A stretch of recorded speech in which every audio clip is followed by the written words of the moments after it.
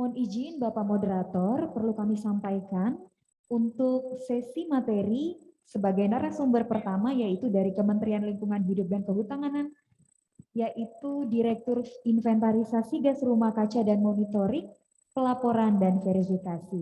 Untuk itu kepada moderator kita pada hari ini yaitu Kepala Dinas Perkebunan dan Peternakan Provinsi Kalimantan Barat, Bapak Insinyur Haji M. Munsif, kami silahkan. Baik, bismillahirrahmanirrahim. Assalamualaikum warahmatullahi wabarakatuh. Waalaikumsalam. Hormati Bapak Bupati Kuburaya yang berkenan hadir pada panggung kehormatan pada sesi pertama kegiatan kick off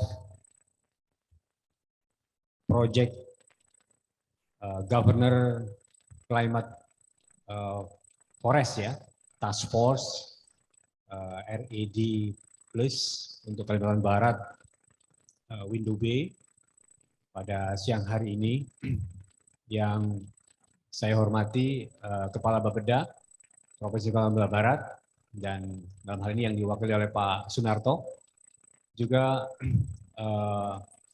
Bapak Kepala Dinas Lingkungan Hidup dan Kehutanan Provinsi Kalbar yang juga diwakili pada siang hari ini. Saya juga menyapa selain yang hadir di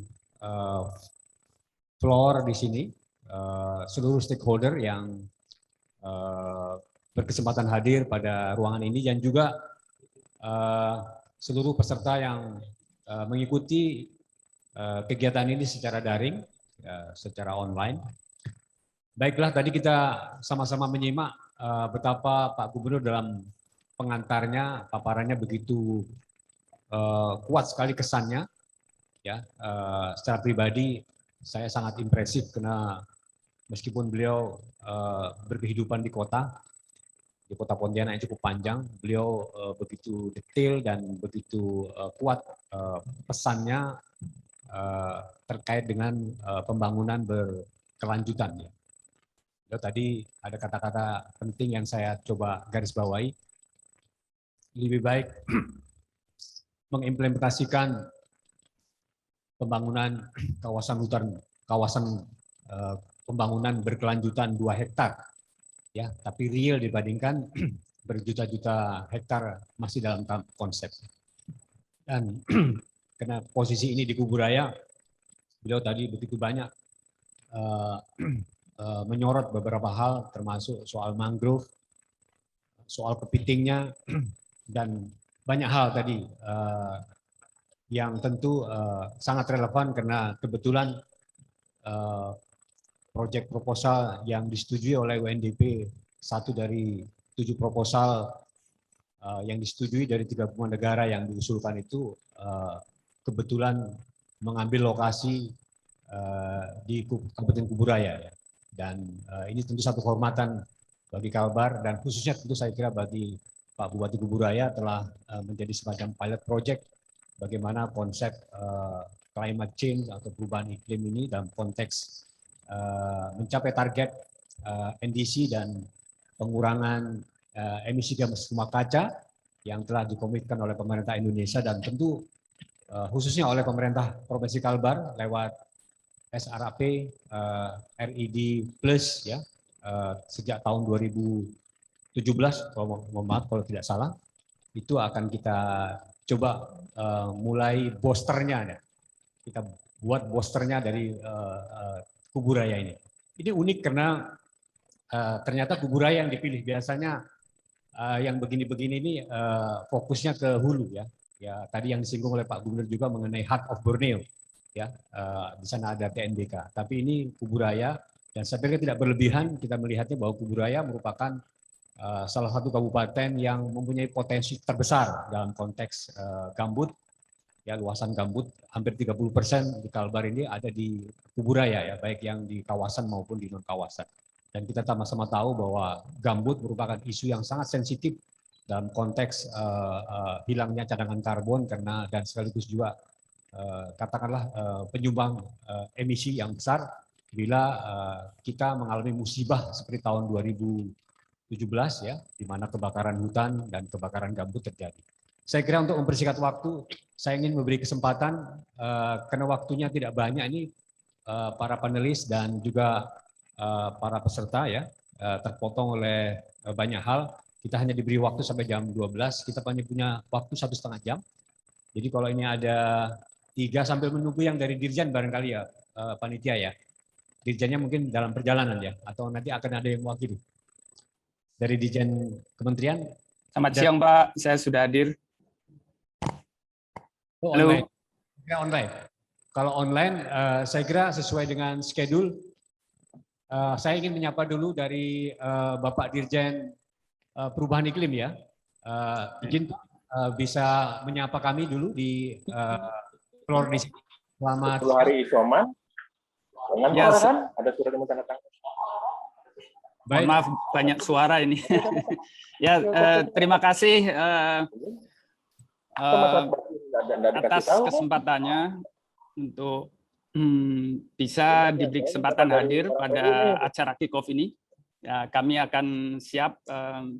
Pertama, kami mohon maaf Pak, karena Ibu Dirjen posisi saat ini sedang di Milan, Italia, dan masih sangat pagi di sana, jadi tidak mungkin untuk bisa hadir walaupun online. Terima kasih. Apakah suara saya terdengar? Baik, terima kasih Bapak yang mewakili Ibu Dirjen Perubahan Iklim. Kita di panel sudah lengkap nih, berarti ada 4, kita masih punya waktu 1,5 jam. Saya mengusulkan kita beri kesempatan, walaupun mungkin tidak terlalu banyak, satu panelis kita beri slot 15 menit dulu, supaya kita nanti punya space waktu untuk berdiskusi ya sampai jam 12. Bila diizinkan, silahkan mungkin disampaikan secara highlight ya, dan materi-materinya mohon nanti bisa di-sharing untuk bisa kita bagikan kepada seluruh peserta, baik yang offline maupun yang daring. Kita mulai dulu dari Bapak yang mewakili Ibu Dirjen Perubahan Iklim. Silakan Pak, sekaligus memperkenalkan diri. Mohon maaf karena layarnya kebetulan tidak menghadap kepada moderator ini. Silakan Pak, 15 menit dari sekarang. Waktu untuk Bapak. Baik, bismillahirrahmanirrahim. Assalamualaikum warahmatullahi wabarakatuh. Terima kasih Pak Moderator, Pak Kepala Dinas Perkebunan dan Peternakan, Prof. Kalbar. Pertama, mohon konfirmasi apakah suara saya terdengar, Pak? Ya Pak, terdengar di offline terdengar ya. Baik, alhamdulillah. Yang saya hormati para narasumber ini dari Bupati Kuburaya, dari Bapeda Provinsi, kemudian Dinas LHK, kemudian Bapak Ibu semua dari OPD Provinsi, Kabupaten, Kota, Kalbar yang tidak dapat kami sebutkan satu persatu, rekan-rekan dari unit pelaksana teknis KLHK yang hadir, para mitra pembangunan Kalbar, dan Bapak Ibu semua yang hadir baik luring maupun daring. Selamat pagi menjelang siang, salam sehat selalu. Pertama kami ucapkan terima kasih atas kesempatannya untuk hadir pada acara kick-off project model pendekatan yurisdiksi di Kabupaten Kuburaya untuk mendukung kontribusi pelaksanaan RED Plus di tingkat subnasional dan pencapaian target NDC Indonesia. Sekali lagi kami sampaikan mohon maaf sebesar-besarnya dari Ibu Dirjen yang sekarang posisi sedang di Milan mengikuti Prekop 26. Sebenarnya beliau bisa saja online dari Milan, Italia, namun karena saat ini masih terlalu pagi sehingga beliau mewakilkan ke saya, sehingga beliau tidak dapat hadir. Untuk itu kami yang mewakili semoga tidak mengurangi rasa hormat kami dan kualitas pertemuan kita hari ini. Bapak Ibu sekalian, proyek ini tentunya sangat penting, terutama dalam nanti kontribusinya untuk target National Determined Contribution Indonesia. Nah, skema ini memang sebaiknya didorong ya sebagai nanti implementasi artikel 5 dari Paris Agreement yang berupa insentif atau RBP, biasanya kita sebut result based payment. Walaupun sekarang sudah mulai bergeser ya, karena negara maju mulai mempopulerkan artikel 6 dan agar kita lupa janji negara maju untuk bisa menyampaikan janji mereka 100 miliar US dollar per tahun yang sampai saat ini masih istilahnya pepesan kosong ya. Baik, outline yang akan kami sampaikan mungkin karena 15 menit, mungkin singkat. Yang pertama mengenai perubahan iklim dan dampaknya, kita melihat dari science behind climate change. Kemudian peran dan komitmen Indonesia terkait dengan NDC, kemudian long term strategy, dan juga forest and other land use net sink 2030. Bisa lanjut? Baik, jadi ini temuan penting dari IPCC untuk assessment report 6 yang masih hangat ya, baru kemarin bulan lalu baru keluar. Ini semakin menunjukkan kita bahwa perubahan iklim ini tegas terjadi, karena selama ini masih ada pihak yang masih meragukan perubahan iklim, ada yang bilang ini variasi iklim dan sebagainya.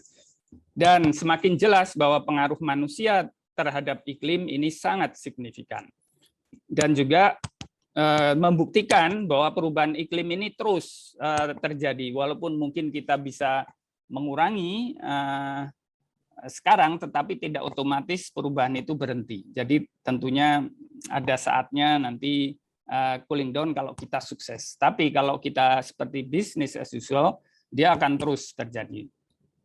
Kemudian pengurangan emisi secara terus-menerus ini, menurut research ini akan mengurangi perubahan iklim. Lanjut. Mohon dilanjut. Oke. Selanjutnya kami akan melanjutkan tadi bahwa pengaruh manusia ini memang sebenarnya telah menghangatkan ya iklim kita, meningkatkan suhu rata-rata global bumi kita pada laju yang belum pernah terjadi, paling tidak dalam 2000 tahun. Jadi perubahan fisik atmosfer, lautan, kriosfer, dan biosfer ini terjadi secara cepat dan luas ya, sebagai akibat pemanasan global sejak 4 dekade terakhir. Jadi suhu permukaan bumi naik sebesar 1,09 derajat Celcius dibandingkan masa industrialisasi, dan tahun 2006 dan 2020 ini tercatat sebagai tahun terpanas dalam sejarah.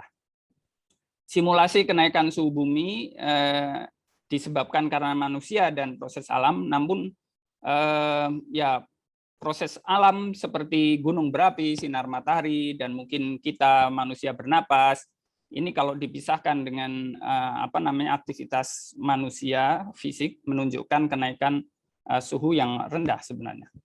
Jadi untuk gambar 1, perubahan suhu permukaan global yang direkonstruksi dari arsip paleoclimate, garis abu-abu yang solid itu. Jadi dari pengamatan langsung yang garis hitam pekat. Nah, keduanya relatif terhadap tahun 1850 dan tahun sampai 1900 itu masa preindustrialisasi. Dan dirata-ratakan secara dekade untuk untuk sumbu vertikal ini menunjukkan perkiraan suhu ya untuk kisaran yang sangat mungkin. Kemudian periode hangat masa lalu ini disebabkan oleh variasi orbit yang yang lambat atau multimilenial.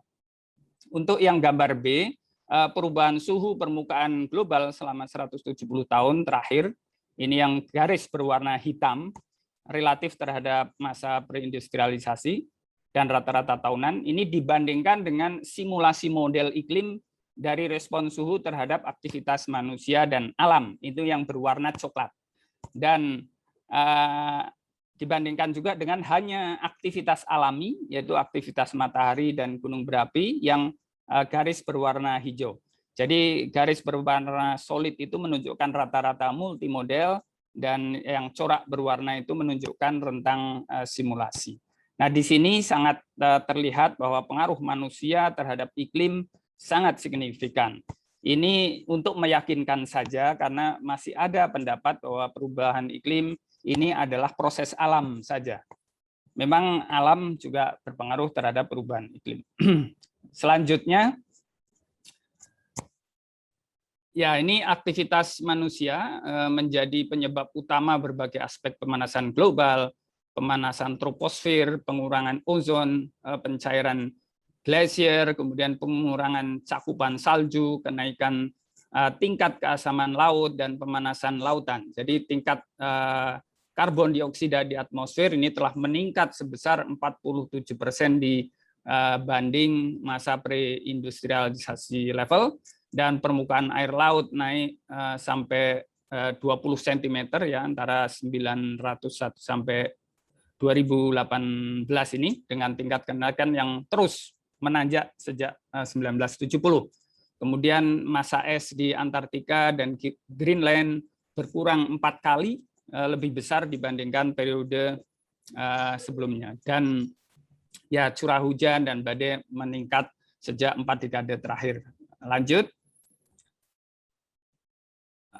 Dan ini kalau dibandingkan dengan preindustrialisasi level, jadi suhu permukaan global pada 2081 sampai 2010 diperkirakan lebih tinggi sebesar 1 derajat sampai 1,8 ya. Ini skenario emisi CO2 yang paling rendah.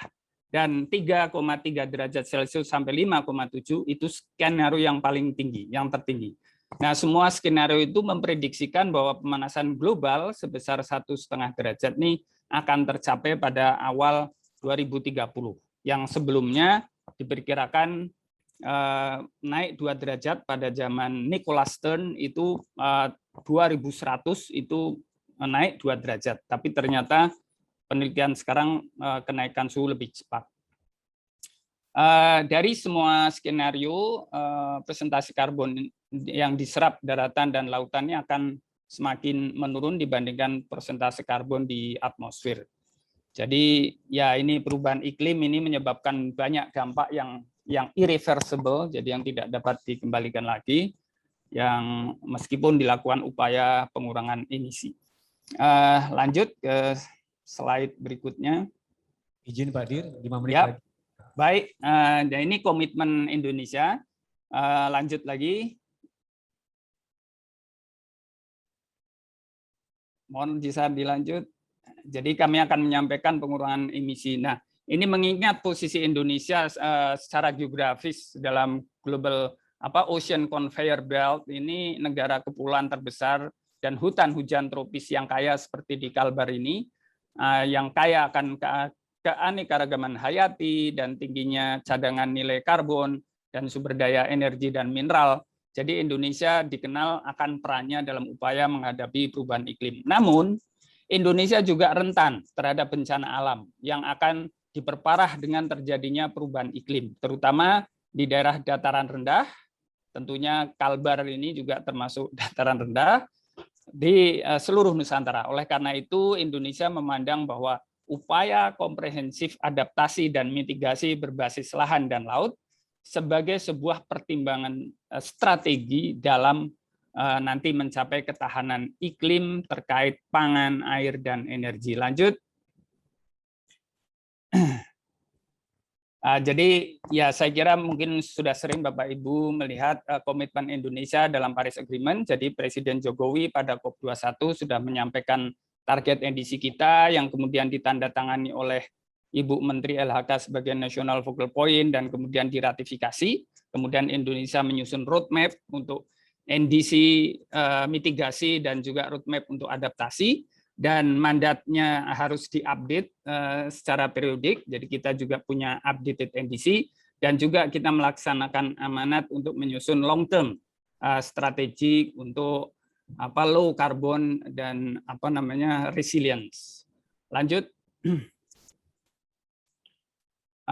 Dan ini untuk memperlihatkan saja target NDC kita ada 5 sektor. 5 sektor NDC itu adalah FOLU ya, forest and land use, other land use, kemudian energi, kemudian limbah, pertanian, dan IPPU itu adalah industri ya, product use. Lanjut. Kita agar bisa lebih cepat. Nah, ini untuk aksi mitigasi perubahan iklim untuk sektor energi seperti clean coal technology, kemudian bahan bakar nabati, kemudian pengurangan penambahan jaringan gas, kemudian juga pengisian bahan bakar gas ya. Kemudian untuk kehutanan kita menurunkan deforestasi, kemudian menerapkan prinsip hutan berkelanjutan, kemudian melakukan rehabilitasi lahan dan restorasi gambut. Untuk pertanian kita akan menggunakan varietas yang rendah emisi, kemudian pengairan sawah yang hemat air, pemanfaatan limbah ternak untuk biogas, kemudian perbaikan suplemen pakan. Dan untuk limbah, nanti ada pengolahan limbah padat, cair, industri, dan limbah cair domestik, kemudian penerapan landfill gas, kemudian pemanfaatan sampah untuk 3R, dan juga peningkatan presentasi untuk PLTS, ya RDF. Kemudian yang untuk IPPU, industri semen melalui pengurangan clinker to semen ratio, jadi rasio clinker ya. Kemudian juga masalah peningkatan efisiensi untuk amonia. Lanjut. Izin 1 menit lagi, Pak Dir. Baik, ini untuk adaptasi perubahan iklim. Jadi ada nanti kita meningkatkan ketahanan ekonomi, ada pertanian, perkebunan, kemudian ketahanan sosial livelihood, meningkatkan kapasitas adaptasi dan juga ketahanan ekosistem landscape, yaitu dengan konservasi, restorasi ekosistem, perhutanan sosial. Kemudian untuk kota adalah kota berketahanan iklim. Lanjut. Ya, ini mengenai komunikasi visi long term strategi LTS kita sebenarnya tidak merupakan mandatori tapi dibutuhkan untuk tracking kemajuan kita. Lanjut. Mungkin lanjut saja. Ya, ini kita akan melaksanakan ya, nanti ada mitigation pathways. Kita akan melakukan net sinks in forestry and land use, jadi Volu net sink 2030, mungkin Bapak Ibu pernah dengar. Kemudian ada tadi LCCP skenario, jadi kita perlu meningkatkan pengurangan emisi di sektor energi yang sangat besar. Kemudian untuk adaptasi kita mencoba mengurangi kehilangan GDP sebesar 3,45% di tahun 2050. Lanjut. Ya, saya kira ini Volu net sink, lanjut saja. Saya kira 2 slide lagi, Pak Moderator, mohon izin. Nah, untuk Indonesia Volu net sink, nah kegiatan ini saya kira sangat tergantung, sangat berkaitan dengan Project Red Plus kita. Jadi Red Plus kita nanti saya kira bisa juga untuk bisa melihat aktivitas yang menyumbang di Volu net sink 2030 ini. Ya, ada pengurangan laju deforestasi, pengurangan laju degradasi. Ini adalah yang nanti implementasi dari Red Plus. Lanjut.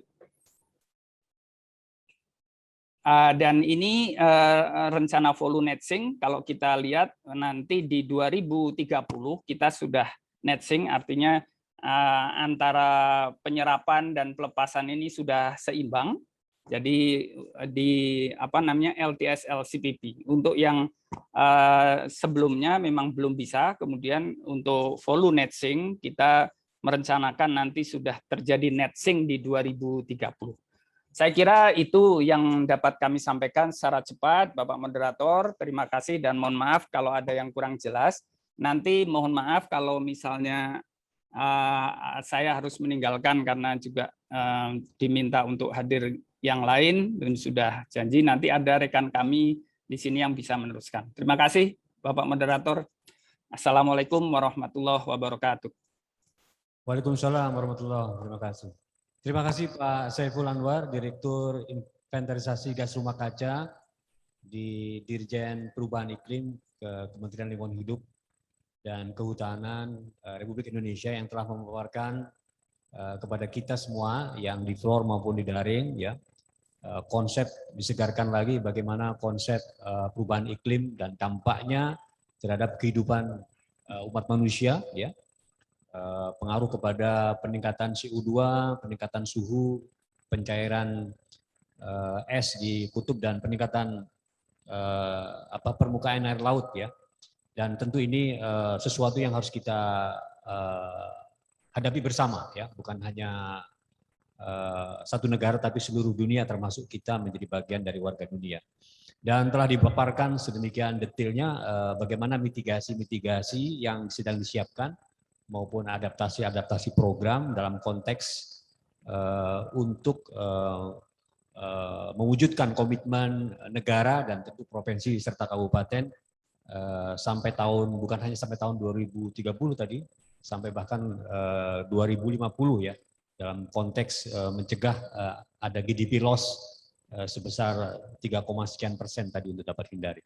Nah, kalau tadi nasional begitu gamblang, kali ini kita coba masuk ke wilayah yang membumi di ruang lingkup Tapak yang tentu akan diwakili oleh Pak Bupati di sini yang akan memaparkan sesi bagaimana actionnya ya dalam bentuk upaya-upaya mengurangi gas rumah kaca ini dalam rangka komitmen NDC kita, yaitu dengan judul percepatan pertumbuhan hijau di wilayah Kabupaten Kuburaya. Kepada Bapak Bupati Pak Muda Mahendra, dengan ini kami berikan waktu. Silakan Pak, 15 ke depan.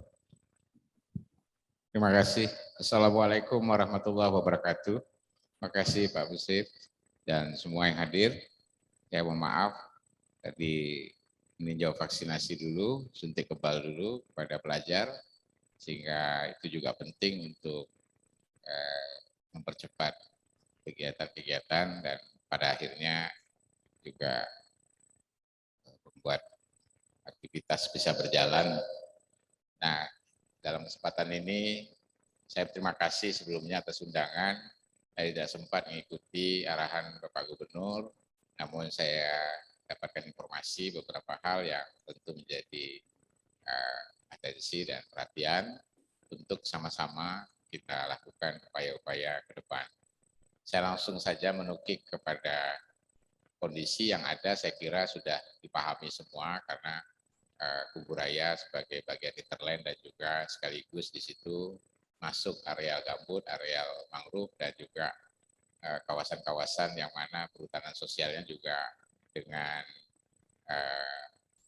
area yang cukup luas dan sekaligus juga daerah konservasinya juga beberapa yang sudah menjadi hal-hal yang disatu padukan di dalam berbagai kondisi real yang ada. Nah, pada prinsipnya dengan kondisi ini saya kira pemerintah Kuburaya memang langsung mengarah bagaimana agar semua ini bisa dilakukan dengan cara serentak, cara yang masif, dan cara yang lebih langsung terukur. Makanya kita langsung kemarin melakukan langkah-langkah upaya bagaimana agar semua pihak dari kampus, pemerintah Kuburaya, maupun juga dari NGO, CSO semua, serta pihak-pihak lainnya untuk bisa sama-sama melakukan dalam bentuk sebuah kelompok kerja yang mengarah pada upaya-upaya untuk adanya rancangan yang terukur. Ya, tentu banyak ya yang sudah dilakukan dan sedang berjalan dan ke depan dengan membentuk Pokja untuk percepatan pertumbuhan hijau di Kuburaya. Dan ini ada 22 lembaga kemarin yang berkomitmen di Kuburaya bersama-sama kita dengan maksud supaya itu juga memperbaiki atau memperkuat sistem data dan informasi yang bisa berkelanjutan dan bisa sistematis kita lakukan upaya-upaya yang nantinya itu juga akan membuat setiap desa-desa dan pemerintah Kuburaya ini karena kewenangan untuk pengelolaan tentu sektor kehutanan itu tentu juga memang sebagaimana sudah bergeser.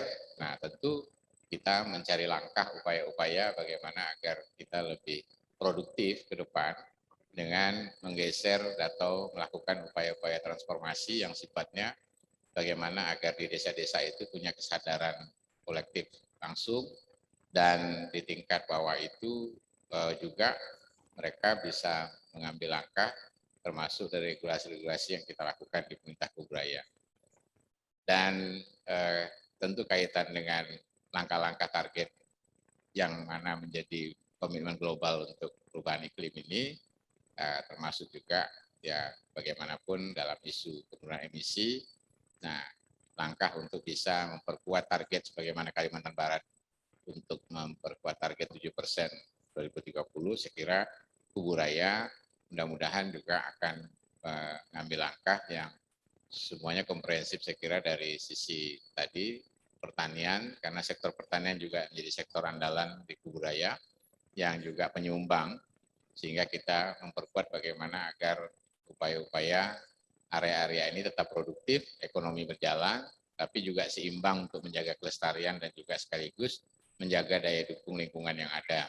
Serta secara tidak langsung ini akan membuat kualitas daripada daya dukung lingkungan itu bisa berkelanjutan bagi masyarakat.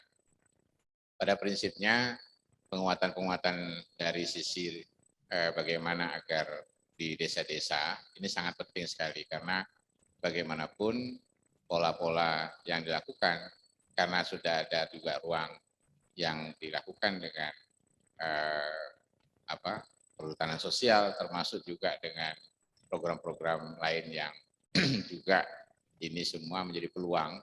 Nah, tinggal bagaimana kita melakukan yang seperti kita upayakan, bagaimana peta jalan yang sudah ada ini kita buat dengan peta kerja yang lebih terukur, dan nanti dampak-dampaknya bisa kita lakukan dengan upaya-upaya yang sifatnya lebih pada penguatan nilai tambah bagi masyarakat, tapi juga dalam hal ini kita bisa lebih membuat masyarakat merasa dampak manfaatnya secara ekonomi ini bisa kita maksimalkan.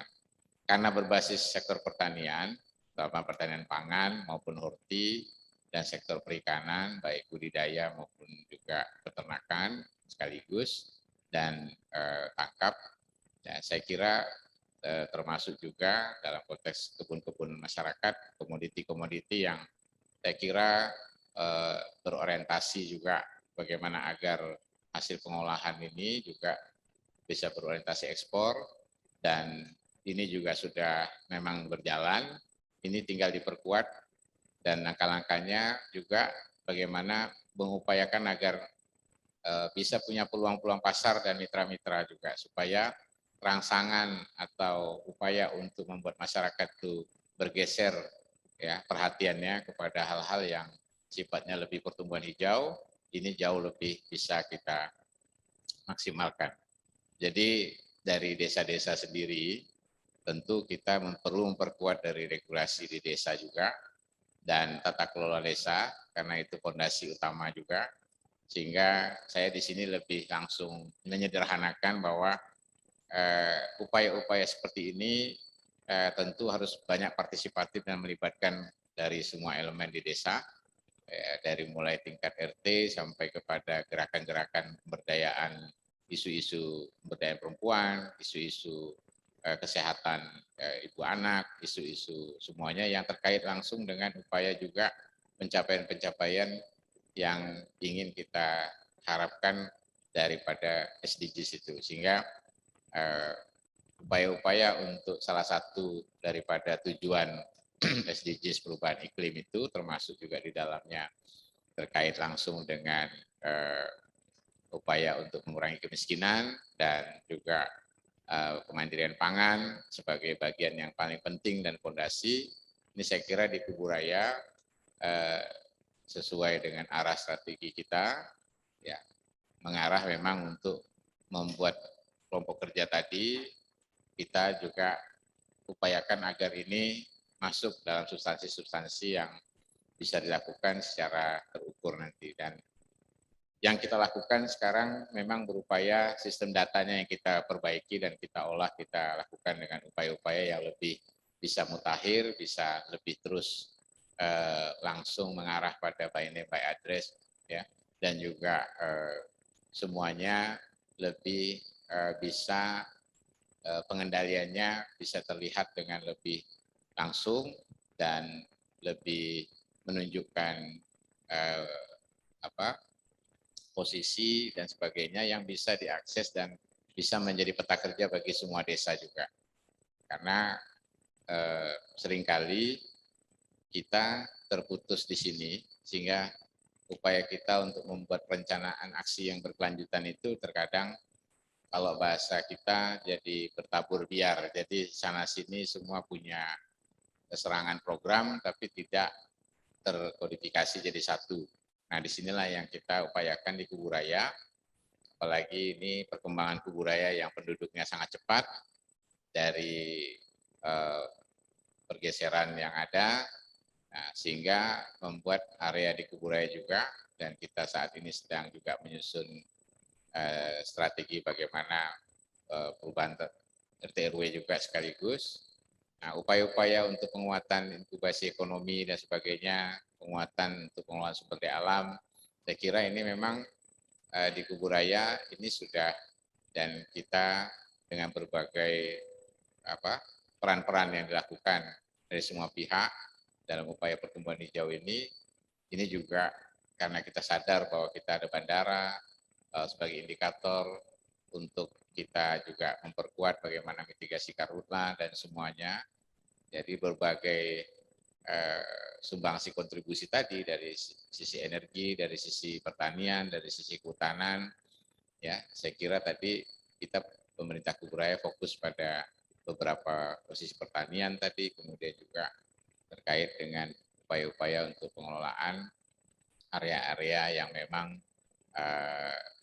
termasuk mangrove dan gambut tadi, yang dimana ini bisa dikelola dengan bijak oleh masyarakat, dan juga sekaligus langkah-langkah edukasinya ini juga kita lakukan dengan cara-cara untuk membuat muatan lokal sekaligus tentang ini. Jadi kita lebih mengakar karena kita berupaya agar hal-hal seperti ini kita bangun satu pemahaman dari sejak generasi anak-anak kita, supaya hal-hal seperti ini sudah menjadi ruang hidup mereka yang di mana mereka menyadari tentang kondisi-kondisi yang harus mereka hadapi ke depan. Untuk hal itu saya kira pemerintah Kuburaya berkomitmen dengan cara kita terus berupaya mencari peta kerja untuk mengarah bagaimana agar masyarakat dalam kondisi ini tetap produktif, di sana sini semuanya berjalan.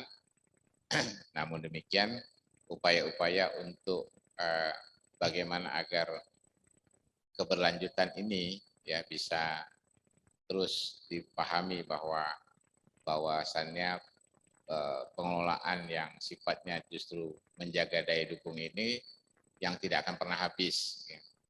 Nah, karena kalau ekstrimnya itu saya sering menggambarkan gini, bahwa aset-aset yang terkait dengan aset yang produktif, aset yang menanam ya horti, kemudian kebun-kebun rakyat dan sebagainya ini justru jauh lebih tidak akan pernah habis, ya kan, kaya, dan juga masyarakat bisa terjaga untuk tetap produktif pada setiap rumah tangga.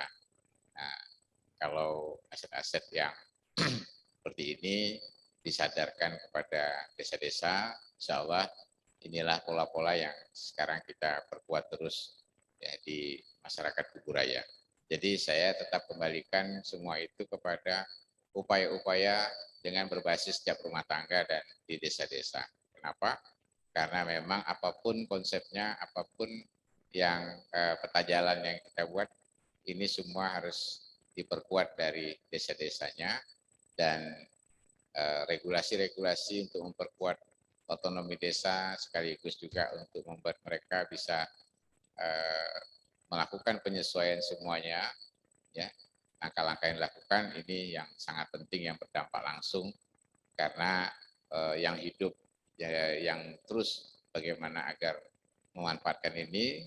Nah, ketika regulasi pemerintah Kuburaya ini tentu juga akan terus menyesuaikan dan adaptasi dengan semua hal-hal yang sifatnya sudah menjadi kesepakatan.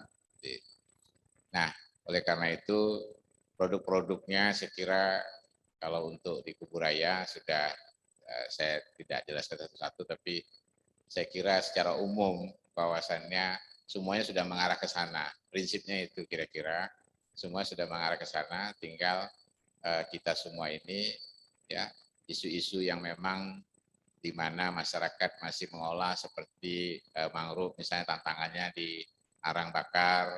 Nah, tinggal inilah mengalihkan perhatian mainan-mainannya bagaimana agar ini semua meyakinkan agar ini bisa bergeser, termasuk juga karhutlah bagaimana agar semuanya bisa mitigasi dengan memperkuat pertumbuhan hijau itu perspektifnya ya, dan juga memperkuat juga bagaimana agar semua komoditi ini meyakinkan bahwa ini memang sesuatu yang bisa berkelanjutan dan punya harapan untuk memperkuat kehidupan masyarakat, ya, terutama juga mata rantainya ini sampai kepada mitra-mitra yang menjamin bagaimana agar ini bisa dilakukan upaya-upaya untuk membuat mereka juga berkomitmen dan pada akhirnya dengan sendirinya tanpa harus diinikan bisa langsung bermitra dengan semua termasuk pihak-pihak investasi ya. Ini semua seimbang kita jalankan.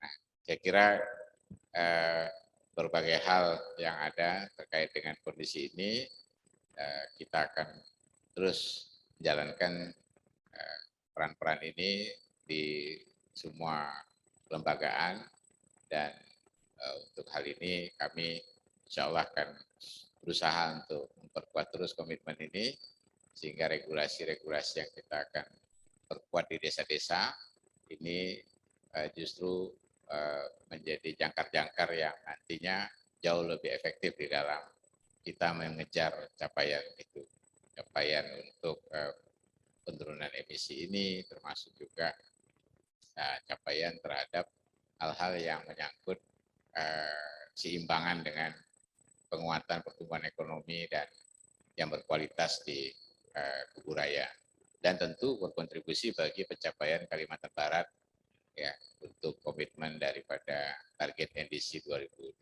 ini. Demikian, terima kasih. Wassalamualaikum warahmatullahi wabarakatuh.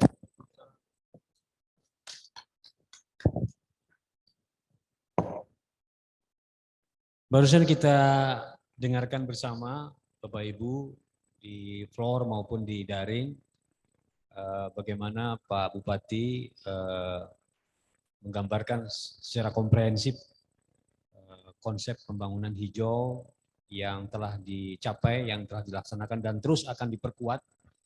Tadi yang terlihat kuat sekali bahwa sadar bahwa Kubu Raya dalam konteks sekarang sedang membangun basis sumber daya pertanian menjadi concern utama karena ini menyentuh semua pedesaan dan rumah tangga, dan itu nanti diperkuat dalam konteks pembangunan hijau ini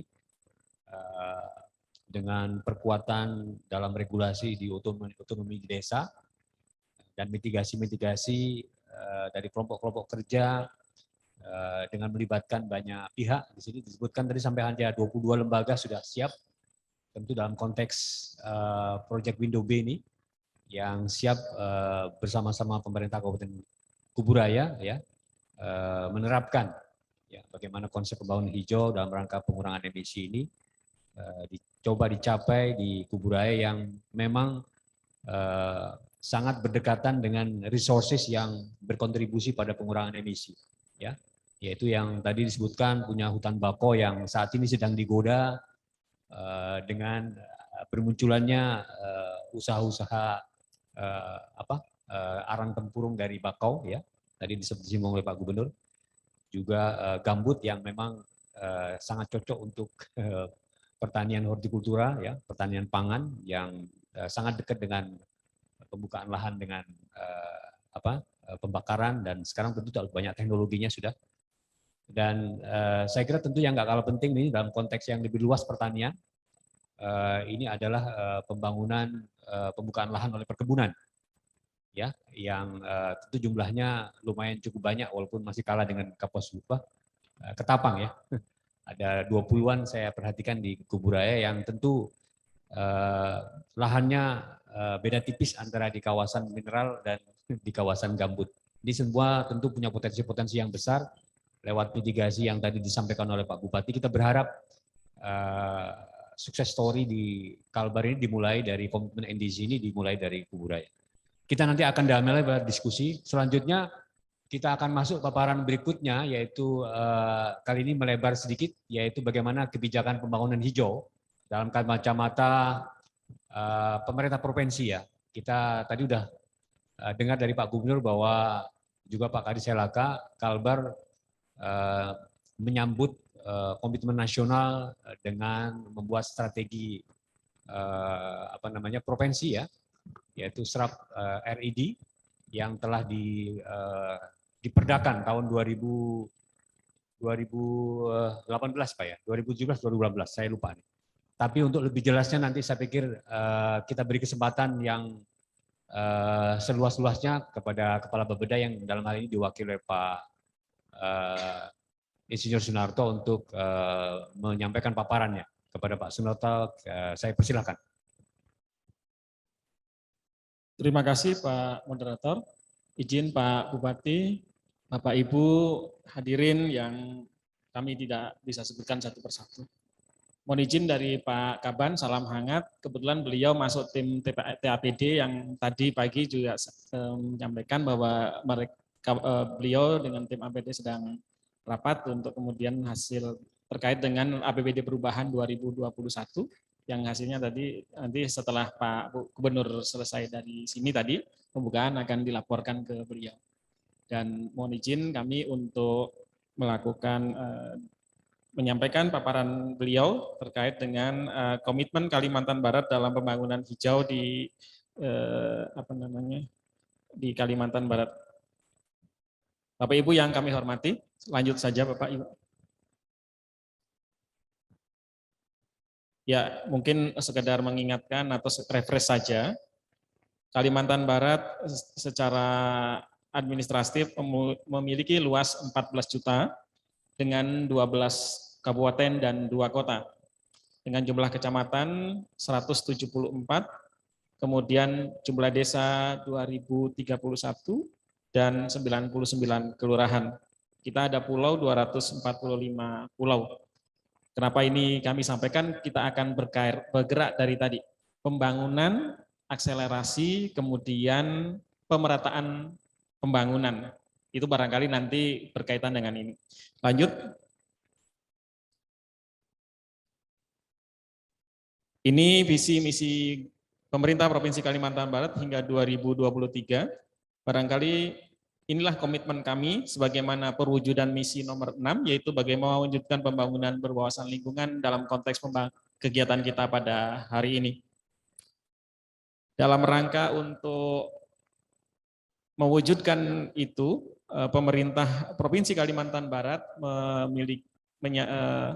mencoba melakukan indikator kinerja utama di 11 indikator. Bagaimana meningkatkan indeks infrastruktur, kemudian indeks reformasi birokrasi, nilai SAKIP, indeks pembangunan manusia, kemudian pertumbuhan ekonomi, itu yang biasa kita sebut dengan indeks generik gitu ya, yang biasa setiap pemerintah daerah itu harus kita punya. Ada 4 paling tidak, pertumbuhan ekonomi, kemiskinan, pengangguran, dan IPM. Selanjutnya nanti masing-masing daerah mempunyai pengembangan terkait dengan indikator kinerja daerahnya di masing-masing lokasi. Terkait dengan pemerataan pembangunan, kita coba masuk di indeks desa membangun. Indeks desa membangun bagian upaya kita bagaimana mewujudkan pemerataan pembangunan dari paling tidak di dalamnya ada 47 indikator. Bagaimana mulai yang paling sederhana dari pendidikan, kesehatan dan sebagainya, yang ujung-ujungnya nanti terkait dengan digerakkan slide-nya. Admin biar mengikuti. Ini lanjut ya, sudah lepas ya, kira-kira itu. Kemudian terkait dengan indeks pembangunan manusia. Bagaimana indeks pembangunan manusia kemudian menjadi bagian yang tidak terpisahkan dari kita semua, tetapi dari sisi pembangunan lainnya juga harus tidak bisa dielakkan. Selanjutnya terkait dengan konteks pada hari ini, yaitu kita semua sepakat bagaimana meningkatkan semua itu dengan tetap menjaga kualitas lingkungan. Ini kemudian indikator kinerja indeks kualitas lingkungan hidup menjadi bagian juga bagian dari upaya kita bersama bagaimana sih pembangunan yang tadi itu tetap kita kerjakan tetapi tidak meninggalkan aspek lingkungan. Dan hampir semua pemerintah daerah di pemerintah Provinsi Kalimantan Barat, kabupaten kota itu sudah menerapkan bagaimana indeks lingkungan hidup itu menjadi salah satu indikator kinerja pemerintah daerah. Pembangunan meningkat, tetapi bagaimana kualitas lingkungan hidup kita tetap jaga dan kita lestarikan. Untuk tahun 2020, indeks kualitas lingkungan hidup kita meningkat sedikit dibanding tahun 2019, yaitu di angka 70,07. Indeks kualitas lingkungan hidup secara substansi terbangun atas indeks kualitas air, udara, dan tutupan hutan. Kemudian nanti Kalimantan Barat itu ditambah lagi indeks kualitas air, ditambah air laut, maksud kami, ditambah dengan indeks kualitas ekosistem gambut. Jadi nanti indikator kinerja pemerintah ke daerah di provinsi itu yang punya gambut ditambah dengan indeks kualitas ekosistem gambut. Dari ketiga indikator kinerja tadi kelihatan kita sudah mulai ada perbaikan, tetapi ternyata harus menjadi catatan kita, indeks kualitas air kita semakin hari semakin menurun. Untuk indeks kualitas, indeks pembangunan desa, indeks desa membangun, kita coba bagaimana ternyata pemerataan pembangunan di level desa kita sudah mulai baik begitu. Jadi begini Bapak Ibu. Ketika indeks kualitas pembangunan kita di indikator ke desa, nanti harapan kami, seperti harapan kita bersama, indeks pengangguran, kemiskinan, kemudian IPM juga bisa naik. Coba bayangkan, kita lihat satu. Jadi saya lihat gambar yang tadi sudah mulai. Berarti apa? Artinya dari gambar yang warnanya dari gradasi 2018, 19, 2000 mengarah kepada yang lebih baik, artinya pemerataan pembangunan menjadi bagian yang tidak terpisahkan dari ini semua. Tidak bisa mengelakkan IPM, ternyata dari sisi pemerataan pembangunan per wilayah desa itu tidak juga kita naikkan. Nah, barangkali gambar-gambar hitam, gambar-gambar merah itu juga akan sangat berhubungan dengan tutupan hutan dan kaitannya dengan kawasan. Nanti barangkali slide next time kita akan bicara. Terkait dengan pembangunan rendah karbon atau pembangunan hijau barangkali kita akan coba mengaplikasikan itu, tetapi kita juga melihat kondisi lapangan di tempat kita. Lanjut saja, saya pikir itu saja teks saja. Bapak Ibu yang kami hormati, kita harus sadari pemerintah Kalimantan Barat atau Kalimantan Barat itu paling tidak ditopang ini pembangunan ekonominya. Kita lihat yang paling besar itu 3 paling kiri, 1, 2, 3 itu penyumbang terbesar. Tadi Pak Bupati Kuburaya, penyumbang terbesar Kabupaten Kuburaya itu pertanian dan industri pengolahan. Clear itu artinya apa? Itu yang harus kita coba bagaimana ekonomi hijau di situ main. Kalimantan Barat tersebar, artinya posisinya ada yang di pertanian, kemudian pertambangan dan penggalian, kemudian 1 industri pengolahan. Industri pengolahan di dalamnya itu didominasi oleh CPO. CPO itu berarti mainannya juga berbasis lahan juga, kaitannya dengan sawit begitu. Bagaimana ternyata di 5 sektor 3 tadi gambar itu mau tidak mau kita intervensi bagaimana menjadi hijau, kira-kira seperti itu saja nanti. Bagaimana kondisi itu ternyata kondisi ekonomi tahun 2020 yang lalu kita minus di 1,02, jadi sebelumnya di 2019 kita masih di 5,00, 2020 kemarin di minus dan alhamdulillah di triwulan 2 kemarin kita naik posisi pertumbuhan ekonominya. Artinya apa begini, ketika kita membangun ternyata kita sumber dari PDRB kita sektor itu. Ketika kita mau hijau, berarti kita harus sama-sama terkait dengan bagaimana menghijaukan itu dari sektor-sektor penyumbang. Berarti nanti pertambangan yang berkelanjutan, pertanian berkelanjutan, sawit berkelanjutan, kemudian pengelolaan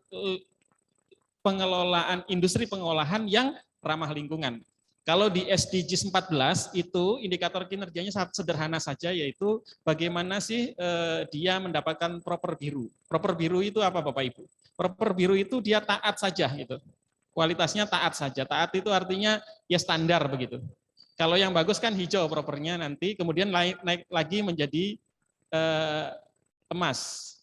Nah, kalau emas yang lebih keren lagi begitu. CSR-nya sudah jalan dan sebagainya sudah baik.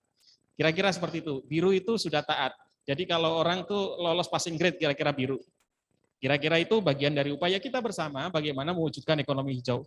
Lanjut Bapak Ibu, dalam konteks kita nanti, slide selanjutnya barangkali, kita coba menyusun di sektor 4 sektor tadi yang disebutkan Pak Direktur terkait dengan kondisi bagaimana kita melakukan upaya mitigasi rendah karbon Kalimantan Barat.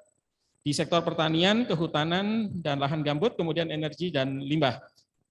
Yang kita lakukan sebenarnya mungkin barangkali pada tahap yang awal, tapi bagian dari kita nanti kita coba diskusikan lagi.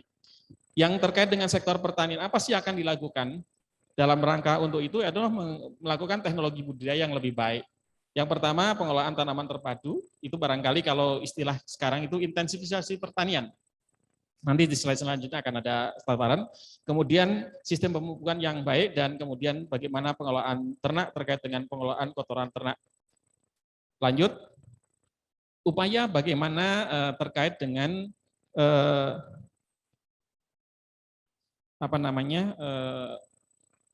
hijau gitu. Jadi Bapak Ibu dalam kegiatan kita hari-hari yang disebut hijau itu bukan sekedar hijau yang namanya hijau. Tetapi hijau itu lebih efektif, efisien, kira-kira begitu. Kalau dulu mungkin kita biasa naik mobil hardtop gitu 1 liter 5 kilo begitu, sekarang 1 liter bisa 25-24 kilo, itu berarti lebih hijau. Itu trennya kira-kira hijau itu seperti itu. Dalam konteks pertanian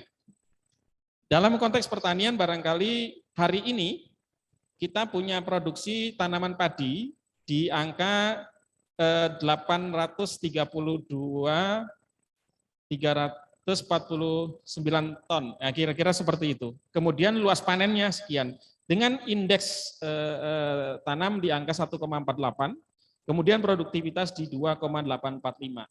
Jadi dalam konteks pertanian, maka produktivitas menjadi bagian dari upaya rendah karbonnya. Apa tadi yang dilakukan? Intensifikasi pertanian, pemupukan yang lebih baik barangkali, kemudian di beberapa tempat yang didorong ke organik, kemudian di beberapa tempat lagi itu kegiatan-kegiatan menjadi yang sifatnya tadi yang bibit, benih dan sebagainya. Jadi benih rendah emisi, kemudian bagaimana pengolahan yang lebih baik dan sebagainya. Target yang diharapkan seperti yang kami sebutkan tadi, kalau dulu naik mobil hardtop 1 liter 5 kilo, kemudian sekarang ada yang teknologi lebih canggih 1 liter bisa 24 kilo, begitu. Nah, untuk di sektor pertanian dalam rangka rendah karbonnya kira-kira seperti itu. Sederhana saja, ternyata demplot kita di Kalimantan Barat itu ada yang bisa mau jadi IP4 katanya, di Sambas gitu. Kemudian bisa didorong ke 6 ton per hektar. Berarti itulah upaya kita di pertanian untuk berupaya menjadi hijau.